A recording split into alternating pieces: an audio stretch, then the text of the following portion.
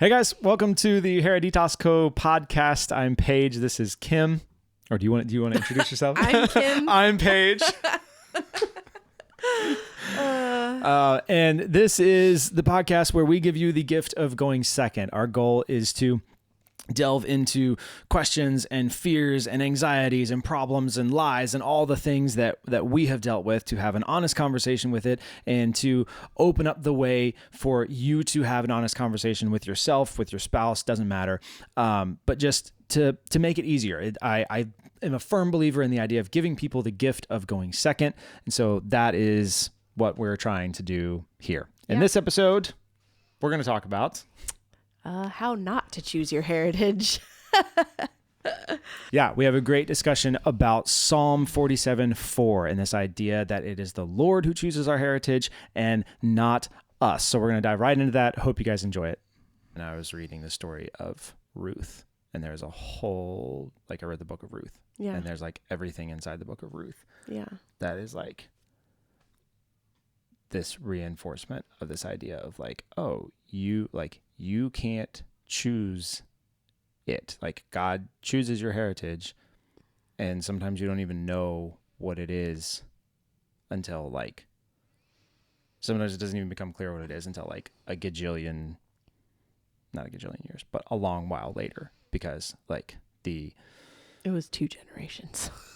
well, She was probably alive when David was born. well, no, because specifically, Unless you're talking about Jesus. Specifically, it's Okay. Jesus, and it wasn't for Ruth; it was for Naomi. Oh. Because it was the story of the book of Ruth is essentially that you have this dude in Israel who needs to marry this woman from Moab, yeah. Moab in order to continue the lineage of Christ, in order to ensure that Christ comes in bodily form. Wow. This is the thing. And this dude would have never met this girl without this woman getting married, there being a famine, her going to Moab, her sons marrying 2 different girls, one of whom was Ruth. Which, let's think about that for a second. They went to Moab. They left their promised land. And I don't know about you, but I think of that in they didn't trust the Lord enough to stay. So they left to go to this different land where there was food. Yeah. But or God's failed us here, and the promised land is no longer the promised land. Rife with disappointment. But it's not. It's that thing of God chooses the promised land, but it's also tied to times and places. And so it's her promised land was being in the promised land, but then the famine comes, and then God leads them to Moab, to a new promised land where there's food. Yeah. But then her husband and her sons die. Mm-hmm. And then it's well, frick, this promised land failed too. Can you say that on YouTube? Probably. So it's this promised land failed too. Yeah. So then now I'm going to go back. Mm-hmm. Because at least there I have family. At least there I have something else. Right.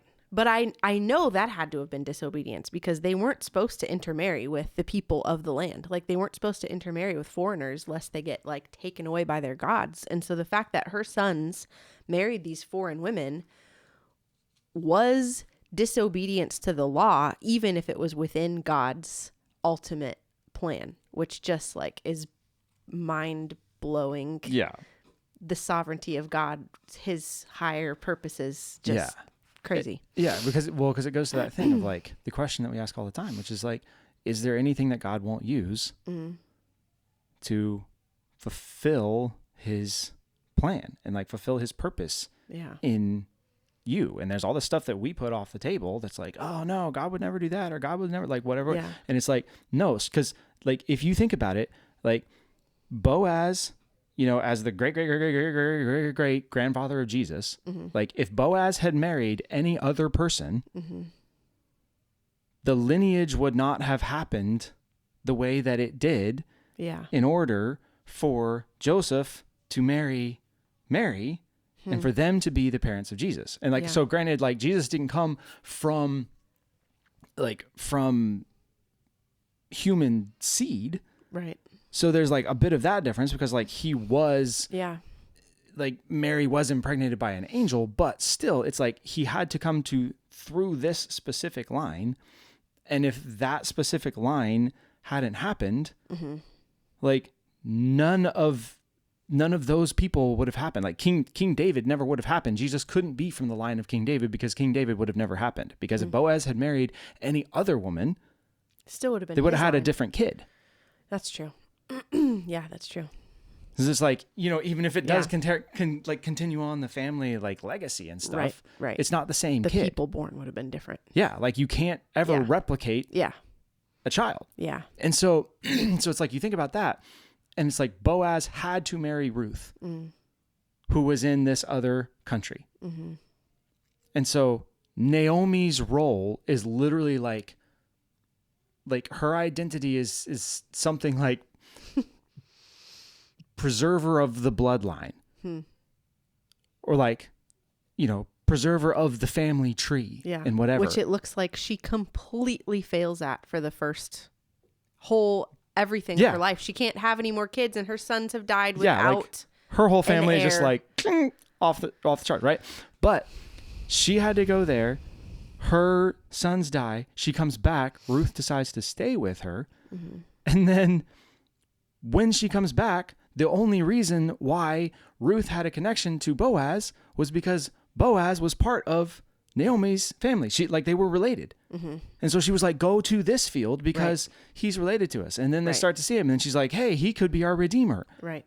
Because we have a family relation there. And so it's like this whole thing of, from Naomi's perspective, it's like, you know, it's like everything bad keeps happening. Like, you know, like there's a famine and we leave and then we go over here and then we get married and then my husband dies and then all my sons die. And then like I move back to the thing, you know, to the place where we were the first time. And there's like, we have nothing and I have to leave behind my other daughter. And then I tell the other daughter to stay and she doesn't even listen and she comes with me because like, you know, like she doesn't even obey me and what I told her to do. It just makes me think about how much we've gotten frustrated recently of like, God, you've given me this identity and you've given us this identity as a family and you haven't given us the resources to like fulfill the identity. Like, look at Naomi. Yeah. Well, she's like, God, I literally don't have any kids left. Like, I don't know how I'm supposed to, you know, even if she even thought about that. Yeah. But it's like, if she had any kind of a grasp of like, my identity is like preserver of the bloodline, you know, or like preserver of the family or whatever. How frustrating would that have been? It's like, how much are you sitting there like, like this, this is baloney. Like, I haven't preserved any bloodline. I haven't preserved any family. My whole family's gone. Right. You know, would have been super easy to blame the Lord. Like, you've taken everything away from me. You haven't given me what I need to do what you told me to do. Yeah. Like you've totally taken away all of my ability to fulfill this identity that you gave me. Yeah. And which we have done and been frustrated about and had to work through. Yeah. Yeah. So it was crazy reading it this morning. And then like, so like one of the things that stuck out right at the beginning was she was like, when she was getting ready to leave, she was like, if I should say I have hope, even if I should have a husband this night and should bear sons, would you therefore wait till they were grown? Would you therefore refrain from marrying? No, my daughters, for it is exceedingly bitter to me for your sake that the hand of the Lord has gone out against me. And it was like, we do this all the time where we're like, you know, even if I did have hope, it wouldn't be hope because I don't have any hope. Because my hope was in my sons, and my hope was in, you know, like I know my identity is to be this preserver of the bloodline thing, and so all of my hope was in preserving my bloodline. Yeah. When the reality is like that wasn't what your hope should have been in the first place. Yeah. Because it wasn't your particular bloodline and your particular family that you were supposed to be the preserver of. Like you had to go and bring Ruth from this other country back to here to marry Boaz to preserve the bloodline of freaking Jesus Christ. Yeah. Wow. We get so caught up in our little story, just like, you've made me to do this and I can't do this because I don't have enough time or resources or anything that you've given me. And God's like, it's not just about you. Relax. Yeah. Like just absolutely insane. And yeah, so it was like Oh yeah. So in verse 6, it was like, they were talking about Ruth when Boaz asked who it was. And the servant said, she is the young Moabite woman who came back with Naomi from the country of Moab. And it's like, if everything in Naomi's life hadn't happened, Ruth never would have been there. Yeah. And Boaz would have married somebody different. And there would be no lineage of King David would not have existed. Yeah. That's crazy. And Christ couldn't have come from the lineage of King David. Yeah. You know? Yeah, he would have come from a different king. Yeah. And so it's like, you take it back to the whole thing that, started all this, which is Psalm 47:4 of he chose our heritage for us, the pride of Jacob whom he loves. And we so bought into this lie that we can choose what we want our life to be about. And it's not even what we want our life to be about. It's we can choose what we want our life to mean. Yeah. I can choose our legacy, how my life matters. Right. Right. And I can choose the thing that I leave behind and the impact that my life makes. Right. And I want my family to be about this. And so this is the type of family we're going to be. And this is who we're going to reach. Yeah. Yeah. And it's you can't, you have power to choose a impact that your family has, but you don't have the power, you don't have the right to say, this is the impact that my family should have. Yeah. And is going to have, and whatever. We can't see can't that. do it. Just like Ruth and Naomi couldn't see that. Naomi would never have been able to see that, oh my gosh, I'm not supposed to just be preserving my family's bloodline. I'm supposed to be preserving the bloodline of Christ. Yeah. Yeah. Because it's it was 4 or 5 generations even before you even get to King David. Yeah. And it's maybe at least if you kind of got to David, you could start to kind of grasp, some stuff. But it's Boaz fathered Obed, Obed fathered Jesse, and Jesse fathered David. So I almost guaranteed Naomi never was around for any of that with David, right? She may not have been. And so it's just you have no idea. And we think that we're so that we have so much agency and so much power over everything, and we're this is what I'm going to leave behind. Right. This is how my life is going to matter. This is how, whatever it is. Right. And I feel like God's just up here that can be it if you want, but that's not it.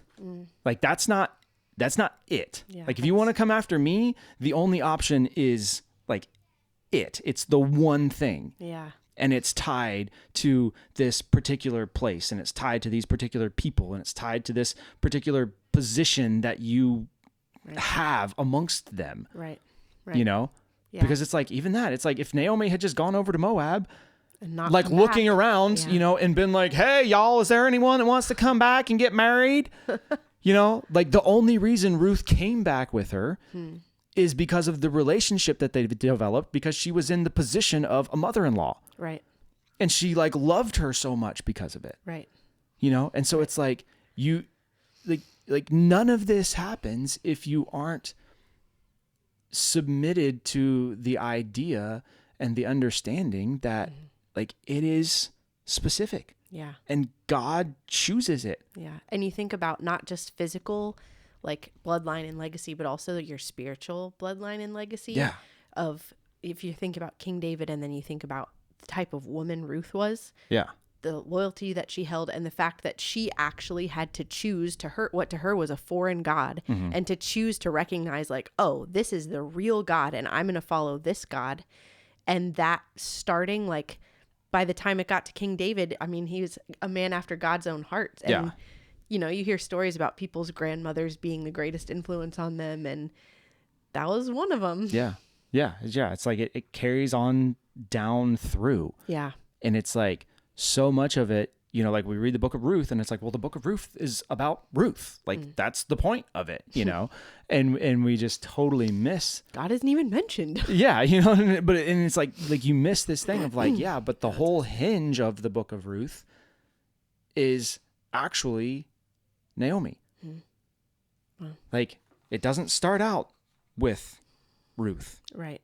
It starts out with, in the days when the judges ruled, there was a famine in the land, and a man of Bethlehem in Judah went to sojourn in the country of Moab, he and his wife and 2 sons.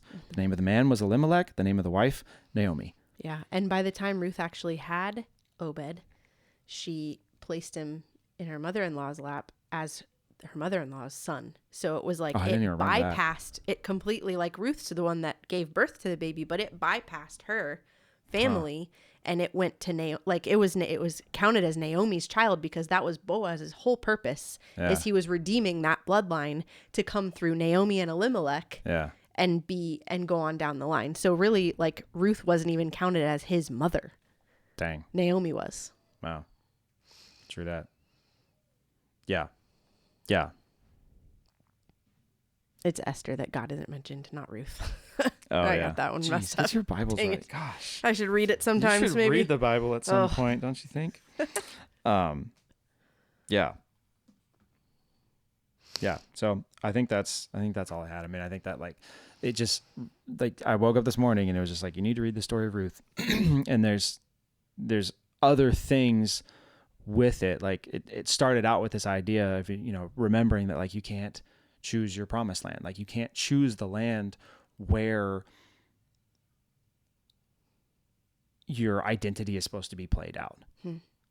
And you can't choose when you're supposed to be in that land. Yeah. Because it's like, you look at Naomi too, and it's like, oh, they were in the promised land and it was great and it was awesome. And then, like, a famine hits, and it's like, if you're just listening to random people, you're going to have one person, it's like, dude, y'all need to get out of here. Like, everything's falling apart. Buy more toilet paper. Or you have, out. Or you have somebody, that's like, dude, you need to stick it out. Like, this is your land. You got to claim it, and you got to, like, not leave for nothing. Like, God gave you this land, and you need to hold on to it, Yeah. And it's like, yeah, maybe, or maybe the other one. Like, you can't know. You literally have to be fully submitted to, like, okay, this is what it was, and now God says it's this. Yeah. And it's going over to Moab, because there's something that's supposed to happen in Moab. Yeah. That can only happen there because there's a woman there that you need to bring back here. Right. Yeah. And none of that was in their scriptures. Was it late enough that they had the scriptures then, the first 5 anyway, or the law or anything? Yeah, I think they had the Torah by then. Yeah, because they were already, Yeah. So to them, they had the scripture. I don't know. It just puts into mind the, like, okay, yes, we have the fullness of the word, but we still need to be listening to the Holy Spirit in us, because he speaks to us individually here and now. Yeah. And our will is submitted to him. Yeah. Within the bounds of the word. And that's just a big deal. Yeah. Yeah. It's huge. And like I say, it's so heavy on my heart that it's like, we miss it when we start to believe that, like, oh no, like, I get to choose. Like, I'm like, oh, I want my life to be about this. Or like, you just have some people, and it happens a lot with, like, older people too. Like, mom says this a lot, she's like I'm going to leave an inheritance to my kids, but it's true though. 'Cause it's like, oh, like, by God, like, I'm going to do, this is what I'm going to leave to my kids. Yeah. And it's like, yeah, well, maybe, like, maybe that is what you're supposed to leave, but you dang well better not get so caught up in believing that you forget that ultimately it's not up to you. Right. Like, well, and there's that attitude of just like, this is what I'm going to do and this is what I'm going to be about. But there's also the attitude of like, well, not everything matters to God. Like, God doesn't really care about this. So he gave me a will, and he made me to be able to choose. And so I'm going to do this. Yeah. And, he'll bless it. Yeah. Because I'm his, and that's the end of it. And I don't, there's no reason for me to listen to him about specific things because he doesn't care. Yeah. Yeah. And I used to hugely have that attitude. Yeah. Like, I used to think that the majority of situations that you encountered on a day to day, right, God's response was like, bro, I don't care. Like, just as long as you're being obedient, as long as you're like not disobeying the book, like, just choose one, just live your life. And I'll be with you. Right. And like, the more that I've grown and the more that I've like sat with this understanding and all this stuff, it's the more that I'm like, dude, that I think that actually happens so rarely because the, like, fundamentally the mindset that accepts that premise is a mindset that believes that in some aspect things are fairly disconnected. You know, like, the decision to go here to college versus the decision to go here to college is just kind of like it's just the decision about where I'm going to spend the next 4 years, and that's it. Right. And it's contained and it's compartmentalized. Maybe one day I'll share the story of how we met, and then we'll know that that's not actually true. Yeah, because it is. It's like, it's this idea of like, instead of having a proper understanding of like, dude, everything is so connected that there's no decision that you make that doesn't affect everything else in your whole entire life for the rest of your life. Yeah. You lie to yourself and you convince yourself that, this decision just affects whatever I think it affects. Like where I go to college just affects where I'm going to spend the next 4 years. And that's it. Right. Or like God will use it anyway. Like he'll, work something out of it, and he will.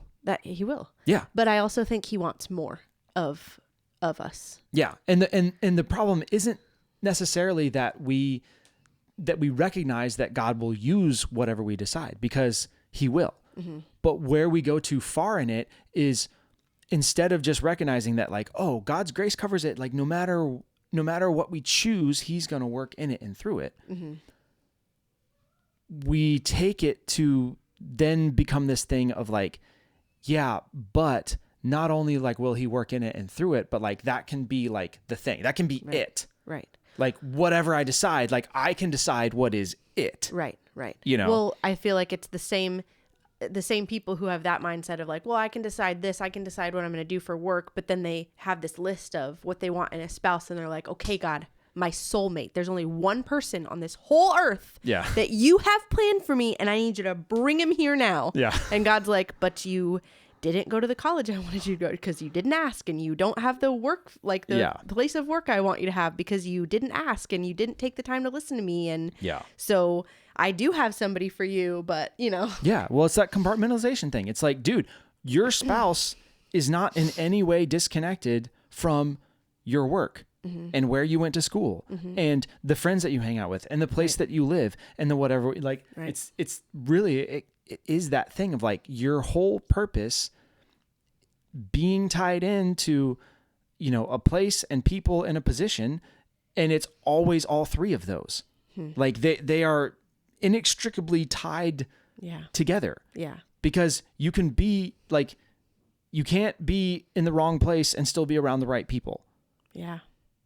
Yeah. Right. And that's not just about us. Like we've talked a lot of times about being here, being more than for just you and I, like we're a small part of it, but we came here also because you were like, man, if that's our promised land, our kids have to be there. Yeah. For as long as we need to be there, for the people that we need to meet, for the church we need to go to, our kids need to be there because there's something in their future that's theirs also. If God's telling us to move there, it's not just us. Yeah. Like it can't be, my promised land is not going to be 500 miles away from your promised land. Yeah. And we can't see, like God has all the threads and he can see the whole picture that he wants and is weaving everything together. And we can't see any of that. Yeah.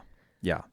Yeah. So it just, I love that super pastory analogy, the 3 Ps, but it really is, it's the place, it's the people, and it's the position. And if any one of those are wrong, God will still use it. That's the thing. And that's the truth that we cling to, but then we take too far, because the truth is like God will still use it. Yeah. But don't lie to yourself and pretend like that version is like the thing. Yeah. It is what, like if Naomi had done everything that she could and she hadn't gone to Moab or what, so say that she stayed and they pushed through and their whole family survived, and somehow she managed to continue on her direct bloodline with those sons and everything. Right. And they married Israelite girls and all this. And it's like, God would have blessed it, but don't pretend like the outcome of that is in any way, shape, or form the same or equal to the outcome of doing what she did. Right. Because the outcome of doing what she did was the continuation and the guarantee of the bloodline of Christ. Yeah. And that was not that. Yeah. It was completely different. Right. You know? Right. So, yeah. I think that about is it. Yeah. I'll probably start talking in circles if we keep going. So, hope that helps. Let us know what you guys think. Have you bought into the lie that you can choose your own heritage? Have you bought into this idea that, oh, it doesn't matter, like God doesn't care? You know, I just, it's like a bunch of options and any one of them is good and I'm just going to choose one. Yeah, let us know. Anything that you think, leave us a comment, let us know. And yeah, we'll talk to you in the next one. Bye.